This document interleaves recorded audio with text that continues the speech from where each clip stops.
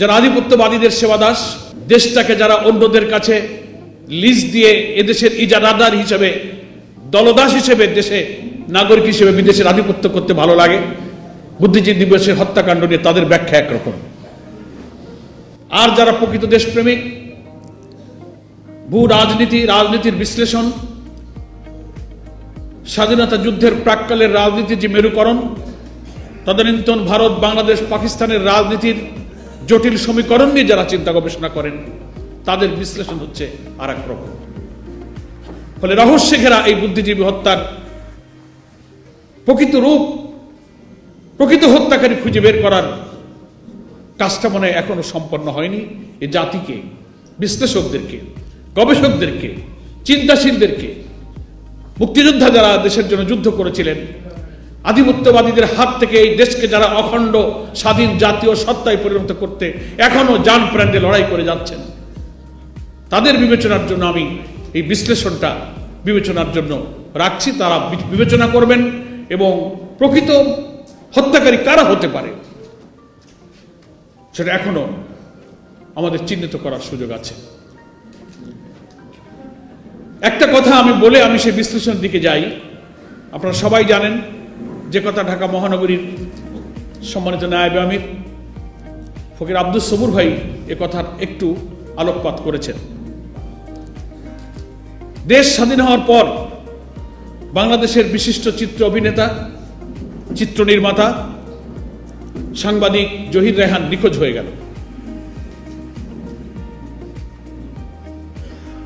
তিনি মুক্তিযুদ্ধের একজন যোদ্ধা ছিলেন। তিনি মুক্তিযুদ্ধ, সংগ্রাম, লড়াই, বুদ্ধিজীবী হত্যার এই সমস্ত ঘটনার উপর একটা ডকুমেন্টারি প্রস্তুত করার জন্য তিনি গবেষণার কাজে হাত দিয়েছিলেন। স্বাধীনতার 16 ডিসেম্বরের অব্যবহিত পর তিনি এ কাজে হাত দিয়েছিলেন। দেশের গ্রামে গঞ্জে, নগরে, বন্দরে তন্ন তন্ন করে খুঁজে বিভিন্ন হত্যাকাণ্ডের কারণ, তার তথ্য, তার উপাত্ত, তার প্রমাণ, তার ছবি এগুলো সংগ্রহ করে একটা ডকুমেন্টারি তিনি তৈরি করার জন্য মাঠে নেমেছিলেন। জাতি ভেবেছিল যে জহির রায়হানের ডকুমেন্টারি তৈরি হলে অজানা এই সব ইতিহাস এবং সত্য বেরিয়ে আসবে। অজ্ঞাত কারণে জানুয়ারি মাসের শেষের দিকে এসে জানা গেল জহির রায়হান নিখোঁজ, তাকে আর পাওয়া যাচ্ছে না। আজও বাংলাদেশের সুচিন্তিত রাজনীতি যারা করেন, রাজনীতির উপরে, মুক্তিযুদ্ধের উপরে, বুদ্ধিজীবী হত্যার উপরে যারা গবেষক, যারা বৌদ্ধ রাজনীতিবিদ, তাদের কাছে এই রহস্যটি আজও অনাবিষ্কৃত। সেই জহির রায়হানের লাশ পাওয়া যায়নি, তার পরিবারও কেঁদে কেঁদে ফিরেছে। অনেকেই মনে করেন জীবিত জহির রায়হানকে যদি পাওয়া যেত, এই চিত্র নির্মাতা জহির রায়হান সারা দেশে, গ্রামে, নগরে রাজনীতির সমীকরণের ভাজে ভাজে যেসব তথ্য খোঁজার জন্য তিনি অনুসন্ধানী একটা ইনফরমেটিভ রিপোর্টিং করার জন্য চেষ্টা করেছিলেন, ডকুমেন্টারি সহ তাকে যদি জীবিত পাওয়া যেত, তাহলে বুদ্ধিজীবী হত্যার আসল ইতিহাস এই জাতি জানতে পারত। কিন্তু তাকে, এই জাতির দুর্ভাগ্য, তার লাশ, তার সন্ধান, তার সেই ডকুমেন্টারি কোথায়, আজও এই জাতি জানতে পারে। বুদ্ধিজীবী হত্যার আসল ঘটনা জানার জন্য জহির রায়হানের নিখোঁজ হয়ে যাওয়ার রহস্য আবিষ্কার করা এখন জাতির সামনে জরুরি হয়ে পড়েছে। আরেকটি কথা বলে আমার বক্তব্য শেষের দিকে যেতে চাই। আপনারাই বলুন, 16 ডিসেম্বর তো দেশ স্বাধীন হয়ে যাচ্ছে, বিজয়। ইতিমধ্যেই আনুষ্ঠানিকভাবে সরোয়ার্দী উদ্যান অর্থাৎ তদানীন্তন রেসকোর্স ময়দানে মুক্তিযুদ্ধের আত্মসমর্পণে যে দলিল স্বাক্ষরিত হলো, পূর্বাঞ্চলের যে কমান্ডার ছিল এদেশে পাকিস্তানি সেনার জেনারেল নিয়াজি, আর ভারতের এই কমান্ডের প্রধান ছিলেন জগজিৎ সিং অরোরা। রেসকোর্স ময়দানে তারা আত্মসমর্পণের দলিল যে স্বাক্ষর হয়েছিল সেটা হচ্ছে 16 ডিসেম্বর। তার মাত্র 2 দিন আগে, ইতিহাস, মুক্তিযুদ্ধের ইতিহাস তো সব আমাদের ঘরে না, সবার ঘরেই কিন্তু আছে, পড়ে দেখবেন। 16 ডিসেম্বরের এক সপ্তাহ আগ থেকে কিন্তু বাংলাদেশের বিভিন্ন জেলা শহরের পতন ঘটছে এবং পাকিস্তানি সেনার আত্মসমর্পণ করে এক এক দিকে কিন্তু বিজয় করতে যাচ্ছে। তারা যখন রাজধানীতে আসছে, 16 ডিসেম্বরে তখন এই বিজয়ের অনুষ্ঠান করে রেসকোর্স ময়দানে তখন আত্মসমর্পণ অনুষ্ঠানটা কিন্তু অনুষ্ঠিত হয়েছে। বাংলাদেশের সকল জেলায়, সকল নগরে, সকল শহরে কিন্তু একই দিনে আত্মসমর্পণের ঘটনা ঘটেনি। সমস্ত শহর এক একদিন পতন ঘটেছে, পরাজিত হয়েছে। পাকিস্তানি সৈন্যরা অস্ত্র জমা দিয়ে পলায়ন করছে, ঢাকার দিকে ফিরেছে, ক্যান্টনমেন্টের দিকে গিয়েছে। তারা জীবন বাঁচানোর জন্য ব্যস্ত ছিল। সেনা দুই প্রধানের সঙ্গে জাতিসংঘ এবং আন্তর্জাতিক নানান মিশনের সঙ্গে কমিউনিকেট করে আত্মসমর্পণের দলিল ড্রাফট হয়েছে, স্বাক্ষরিত হবে। ইতিমধ্যেই রাজধানীর বাইরে বিভিন্ন জেলা শহরের কিন্তু পতন হয়েছে। মুক্তিযোদ্ধারা লাল সবুজের পতাকা নিয়ে বিজয়ের স্লোগান দিয়ে তারা ঢাকার অভিমুখে যাত্রা শুরু করেছে। ফলে দেশের বিভিন্ন শহর কিন্তু অলরেডি পতন হয়ে দেশে বিজয়ের স্লোগানে কিন্তু উচ্ছ্বসিত, মুখরিত। ফলে যে পাকিস্তানিরা পরাজিত, নিজের জীবন যেখানে তাদের রক্ষা করতে পারছে না, তারা আত্মসমর্পণ করে অলরেডি সিদ্ধান্ত হয়ে গেছে। তারা একটা দেশ, একটা জাতির জন্য আর কি ক্ষতি করতে পারে, এটা একটা বিশ্লেষণের বিষয়। আর যাদের সাহায্যে আমরা মুক্তিযুদ্ধে স্বাধীনতা অর্জন করেছি বলে আধিপত্যবাদী শক্তির একটি সেবাদাসেরা জাতির কাছে গর্বিত হতে চায়, তাদের কাছে আমাদের একটা প্রশ্ন, খুব ইম্পার্শিয়াল একটা নিরপেক্ষ বিশ্লেষণ করে আপনারা দেখুন, ভারত আমাদের স্বাধীন দেশ হোক, দুনিয়ার বুকে মাথা উঁচু করে একটি গর্বিত সভ্য স্বাধীন জাতি হিসেবে জাতীয় সত্তা নিয়ে দুনিয়ার কারোর কাছে আমরা মাথা নত করব না, পদনত থাকব না। পররাষ্ট্রনীতি আমাদের কখনো নতজানু হবে না। উঁচু শির হয়ে স্বাধীন বাংলাদেশি মানুষ দুনিয়াতে স্বাধীন সভ্য দেশ হব। বাংলাদেশের এই ভালোবাসার জায়গা থেকে কিন্তু ভারত আমাদের মুক্তিযুদ্ধে সাহায্য করেনি। বসুন্ধরা ডায়াপেন্ট এখন আরো উন্নত। এই হট এয়ার থ্রো টপশিট দ্রুত শোষণ করে সোনামণিকে দেয় কোমল অনুভূতি। বাংলাদেশকে সাহায্য করার পেছনে ভারতের দুইটি কারণ ছিল। ইতিহাস বিশ্লেষকদেরকে আমি বিশ্লেষণ করতে বলবো।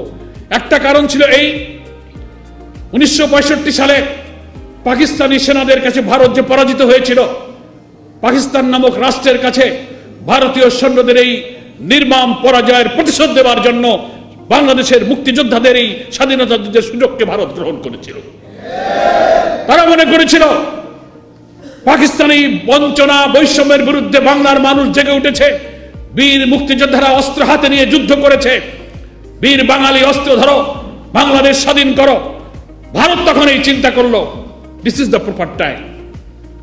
65 সালে পাকিস্তানের কাছে আমরা পরাজিত হয়েছি, এখন এখানে আমাদের ঢুকতে হবে এবং এই পাকিস্তানি বাহিনীকে পরাজিত করে ওই 65 পরাজয়ের গ্লানির প্রতিশোধ নিতে হবে। সেই জন্য তারা সৈন্য দিয়ে, অস্ত্র দিয়ে, ভেতরে তাদের এই অসৎ উদ্দেশ্য ছিল। দৃশ্যত মনে হয়েছিল তারা দেশটা আমাদের স্বাধীন করে দিল। এটা ছিল একটা উদ্দেশ্য। 65-তে তাদের পরাজয়ের প্রতিশোধ নেওয়ার জন্য পাকিস্তানি সেনাদের পরাজয় করার মধ্য দিয়ে তাদের এই প্রতিশোধ নেওয়া ছিল একটা অন্যতম উদ্দেশ্য। সেটা তারা করেছে। হতে পারে দুনিয়ার যুদ্ধনীতিতে এক দেশের সেনাবাহিনী আর এক দেশের সেনাবাহিনীর জয় পরাজয়ের একটা আলাদা কন্টিনিউশন মেনটেন করে কোনো না কোনো সময় মতো তারা অবস্থা বুঝে তার প্রতিশোধ নেবার সামরিক নীতি অনেক সময় তারা গ্রহণ করে থাকে। এটা তাদের নীতি, আমাদের তো কোনো স্বার্থ নেই। আপনি আপনার পরাজয়ের প্রতিশোধ নিয়েছেন। দ্বিতীয় মহান আরেকটা তাদের উদ্দেশ্য ছিল, এটা ভারতের আরেকটা স্বার্থ সেখানে ছিল। চতুর্দিক থেকে ঘেরা ভারতের সীমান্ত, মাঝখানে তাদের পেটের মধ্যে ছোট্ট মানচিত্রে একটি বাংলাদেশ। কি বলেন, ঠিক কিনা? সারা দুনিয়ার মুসলিম দেশগুলো থেকে যোগাযোগ বিচ্ছিন্ন, চারিদিকে সীমান্তে আধিপত্যবাদী একটি শক্তি, দক্ষিণ দিকে বঙ্গোপসাগর। তারা মনে করেছিল এই মুক্তিযুদ্ধ বাঙালি যে জেগেছে, এই যুদ্ধকে কাজে লাগিয়ে যদি এই দেশে একটু সাহায্য করি, দেশটাকে আমি পাকিস্তানিদের হাত থেকে আলাদা করে দিতে পারি, তাহলে আমার দেশের অর্থনীতি, রাজনীতি, শিল্প, কল কারখানা, সংস্কৃতি সমস্ত কিছু তাদের উপরে চাপিয়ে দিয়ে আমার একটি করদ রাজ্য, একটা ব্যবসার বাণিজ্য কেন্দ্রে দেশটাকে আমি ব্যবহার করতে পারি। সেই জন্য তারা এখানে কিন্তু সাহায্য করেছিল। দুনিয়ার মুখে বাংলাদেশের মানুষ মাথা উঁচু করে দাঁড়াবে, আমাদের একটি স্বাধীন সত্তা, স্বাধীন নীতি নিয়ে আমরা আমাদের এই জাতির চেতনাকে উচ্চকিত করব, এটা তাদের উদ্দেশ্য ছিল না।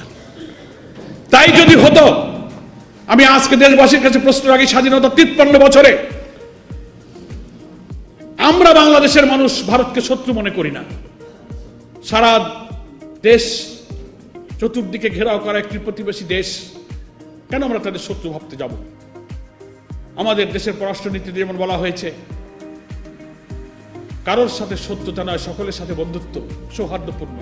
কোন দেশ, কোন রাষ্ট্র, কোন দেশের জনগণ আমাদের শত্রু নয়। কিন্তু বিভিন্ন সময় ওই দেশের শাসন ক্ষমতা যারা অধিষ্ঠিত হন, সেই শাসকরা কখনোই বাংলাদেশের সাথে বিশ্বস্ত বন্ধুত্বের পরিচয় দেয় নাই। আমাদের অভিন্ন 54টি নদীর বাংলাদেশের উপর দিয়ে বয়ে চলা, যার উৎস হচ্ছে ভারত। আন্তর্জাতিক নদী আইন, পানি নীতি অনুযায়ী কোন মৌসুমে আমার দেশের পানি প্রবাহ হবে, কোন মৌসুমে বাঁধ দিতে হবে, সবকিছু লঙ্ঘন করে 54টা নদীর বাঁধ এবং গ্রহণ দিয়ে তারা আটকে দিয়ে আমার দেশের কৃষি, সবুজ শ্যামল সুফলা বাংলাদেশের কৃষি এবং অর্থনীতিকে ধ্বংস করার জন্য 53টি বছর, সেই ফারাক্কাবাদের পর থেকে আজ পর্যন্ত আমার বাংলাদেশকে শুকনো মৌসুমে তারা মরুভূমি করে ফেলছে, বৃষ্টির মৌসুমে বন্যার পানিতে ভাসিয়ে দিচ্ছে। এদিকে কোনো বন্ধুত্বের পরিচয়? সীমান্তে আমার সেনাবাহিনীদের হত্যা করা হচ্ছে। বারবার যারা বাংলাদেশের শাসন ক্ষমতা এসেছেন, ভারতীয় আধিপত্যবাদের দালালরা অসম বাণিজ্য চুক্তি করে করে গোপন রেখেছে, পার্লামেন্টে নেয়নি। এইসব চুক্তির মধ্য দিয়ে আমাদের শিল্প, অর্থনীতি, বাণিজ্যকে তারা সেই দেশের কাছে বিকিয়ে দিয়েছে। বাংলাদেশের মেগা প্রজেক্টের নামে হাজার হাজার কোটি টাকার প্রজেক্ট ঢুকিয়ে দিয়ে ভারতের ইঞ্জিনিয়ার, ভারতের প্রকৌশলী তাদের শ্রমিক কাজ করবে, তাদের কারিগরি সুবিধা নিয়ে কাজ করবে, যার মূল লাভ হবে ভারতের, কাজটা করাবে বাংলাদেশে। বাংলাদেশের কানেক্টিভিটি, বাংলাদেশের ইকোনমি, বাংলাদেশ সামাজিক অবকাঠামোর স্বার্থের চেয়ে তাদের অর্থনৈতিক স্বার্থটা যেসব প্রকল্পের মধ্যে বেশি বড়, বেশি মুখ্য, সেই সব মেগা প্রকল্প বাংলাদেশে ঢুকিয়ে দেওয়া হয়েছে। আরো অনেক বাংলাদেশের স্বার্থ বিরোধী চুক্তি, পদক্ষেপ, ব্যবসা বাণিজ্য এই 53 বছরে করা হয়েছে। আর রাজনীতির কথা আর কি বলবো? তাদের পছন্দ করা শাসক না হলে বাংলাদেশ চলবে না, এটা হচ্ছে তাদের নীতি। যারা তাদের সমস্ত চাওয়া পাওয়া স্বপ্ন পূরণ করতে পারবে, তারা এই দেশ শাসন করবে। আমাদের মুসলিম জাতিসত্তা, আমাদের মূল্যবোধ, চরিত্র, নৈতিকতা শিক্ষার জন্য আমাদের এই আজন্ম স্বাধীন বাংলাদেশ লালিত, আমরা যারা আল্লাহ তাআলার গোলাম হয়ে আল্লাহর দ্বীনের ভিত্তিতে জীবন গড়তে চাই, সেই স্বপ্ন, সেই প্রচেষ্টা, সেই উদ্দেশ্য তছনছ করে দিতে পারে যে শাসকরা, তাদেরকে তারা এখানে ক্ষমতায় রাখবে। তাদের দেশের পররাষ্ট্রমন্ত্রী, সচিবরা আসবে, সারা দেশের সমস্ত রাজনৈতিক ইলেকশন বয়কট করবে, অথচ একটা দেশের পররাষ্ট্রমন্ত্রী, সচিবরা এসে বিরোধী দলকে ঘটকালি করে বলবে তোমরা ইলেকশনে আসো। এটা কি কোনো বিশ্বস্ত বন্ধুর কাজ? আমার দেশের রাজনীতি, আমার দেশের পররাষ্ট্রনীতি, আমার দেশের ইলেকশন, আমার দেশের ভোটাধিকার এদেশের মানুষ নির্ধারণ করবে। 14, 18, 24 তিনটা ভোট আমরা দিতে পারিনি। 3টা ভোটেই জনগণ বর্জন করেছে। আর এই আধিপত্যবাদী শক্তি এদেশে তাদের কিছু সেবাদাস, দলদাসদেরকে প্রলুব্ধ করে তাদের মনোনীত সরকারকে তারা টিকিয়ে রেখেছে। ফলে আমি কথাটা কেন বলছি? স্বাধীনতা যুদ্ধের 53 বছর পরেও ভারত কখনো আমাদের বিশ্বস্ত বন্ধুর পরিচয় দিতে পারেনি। আমরা ভারতের শত্রু নই, বরং ভারতে বছরে বছরে যারা শাসন ক্ষমতা এসেছেন তারা আমাদের শত্রুতা করেছে, তারা আমাদের ক্ষতি চেয়েছে। আমরা কখনো তাদের ক্ষতি চাই। একটা প্রমাণ দেখান। আমি মিডিয়ার মাধ্যমে দুনিয়ার কাছে বলতে চাই যে বাংলাদেশ এমন কোন পদক্ষেপ নিয়েছে যাতে ভারতের ব্যবসা, বাণিজ্য, অর্থনীতি, কৃষি, ধর্ম, সংস্কৃতির কোনো ক্ষতি আমরা করেছি? আমরা করিনি। কিন্তু আমরা 100টি প্রমাণ দেখাতে পারবো যে ভারতের শাসক দলেরা আমার দেশের অর্থনীতি, শিল্প, ব্যবসা, কৃষি, ধর্মীয় মূল্যবোধকে তা ধ্বংস করেছে। বলে আমরা রাষ্ট্র হিসেবে ভারতকে শত্রু মনে করি না, জনগণ আমাদের শত্রু নয়। ভারতে যারা শাসক এসেছেন, চরম সাম্প্রদায়িক একটি গোষ্ঠী ক্ষমতায় এসে বাংলাদেশে সংখ্যাগরিষ্ঠ মানুষের আদর্শ মূল্যবোধকে তারা ধ্বংস করতে চেয়েছে। আমার বিশ্লেষণটা হচ্ছে এই যে এই দেশ যদি পদানত থাকে, এটি করদ রাজ্যে পরিণত হয়, ভারতের একটা বাজারে পরিণত হয়, তাহলেই তো ভারতের লাভ বেশি।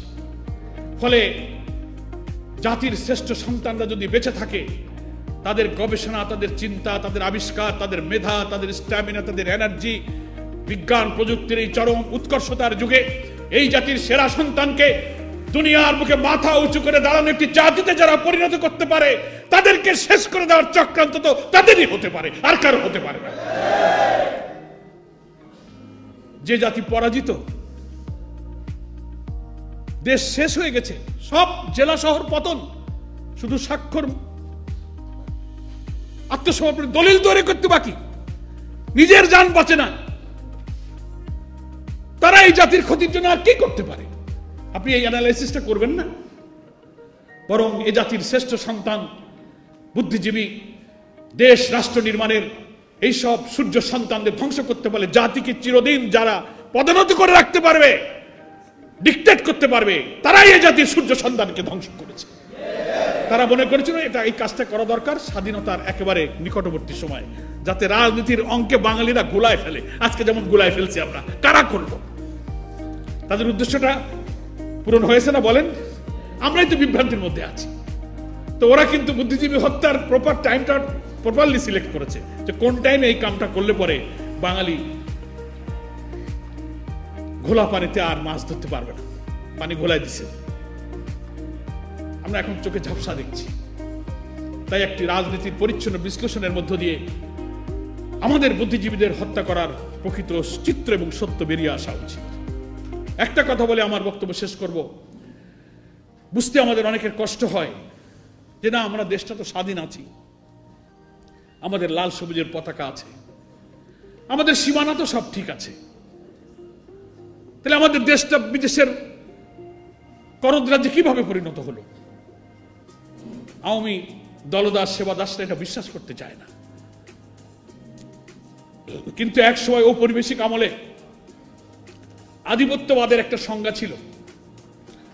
আগ্রাসী আধিপত্যবাদীদের আগের যুগের ধারণা ছিল কি, এক এক রাজা বাদশারা তার পাশের ভূখণ্ড, পাশের রাজ্য দখল করত, লর্ড বহর অস্ত্র শস্ত্র নিয়ে অভিযান চালিয়ে এক এক রাজ্যের পর রাজ্য ধ্বংস করত, সেই রাজ্য জয় করে তারা রাজা হয়ে যেত। এটা ছিল এক ধরনের আধিপত্যবাদ। কিন্তু এই আধুনিক যুগে রাষ্ট্রবিজ্ঞানের ভাষায় কিন্তু আধিপত্যবাদের এই সংজ্ঞাটা পরিবর্তন হয়ে গেছে। তারা ভূখণ্ড দখল করবে না, সৈন্য সামন্ত নিয়ে রাষ্ট্র দখল করে রাষ্ট্রে এসে রাজা সাজবে না, তারা তাদের রাজধানীতেই বসে থাকবে। আপনার সীমানা ঠিক থাকবে, পতাকা ঠিক থাকবে, জাতীয় সঙ্গীত ঠিক থাকবে, কিন্তু তোমার ব্যবসা বাণিজ্য রাজনীতি আমি দিল্লিতে বসে কন্ট্রোল করে, রিমোট কন্ট্রোল আমার হাতে থাকবে। That is one kind of আধিপত্যবাদ। এটা হচ্ছে আধিপত্যবাদের নতুন যুগ, নতুন ব্যাখ্যা দুনিয়াতে তৈরি হয়েছে। আজকে প্রতিবেশী আধিপত্যবাদ শক্তি আমার ভূখণ্ড দখল করে না, পতাকা ঠিক আছে, জাতীয় সঙ্গীত ঠিক আছে বলে আমরা খুব তৃপ্তির ঢেকুর তুলি না। আলহামদুলিল্লাহ, আমরা তো স্বাধীন আছি। কিরকম স্বাধীন 53 বছরে দেখেন না? ভোট করতে চাইলে জনগণ ভোট করতে পারে, উনি যা বলবেন তাই হবে। পলিটিক্স তার হাতে নিয়ন্ত্রিত, রিমোট ওখানে। অর্থনীতি, ব্যবসা, আমার রাস্তাঘাট, আমার বন্দর ব্যবহার, আমার রেল ট্রানজিট, সড়ক ট্রানজিট, আমার পানি, আমার বর্ডার কিনিং, সব কিছু তারা কন্ট্রোল করবে। এটাই হচ্ছে আধিপত্যবাদের আধুনিক যুগের নিয়ন্ত্রণ। এটা বুঝতে হবে। মুক্তিযুদ্ধের সময় বহু সুদূর প্রসারী পরিকল্পনা করে এই আধিপত্যবাদী শক্তি আমাদের বুদ্ধিজীবীদেরকে এইভাবে ধ্বংস করে দিয়ে দেশকে পঙ্গু বানিয়ে, প্রতিবন্ধী বানিয়ে চিরদিন যেন তার পায়ের নিচে মাথায় কুর্নিশ দিয়ে চলতে পারি, এই পঙ্গু তারাই করলো কিনা, এটা আজকে জাতিকে ভেবে দেখার জন্য আমি অনুরোধ করছি।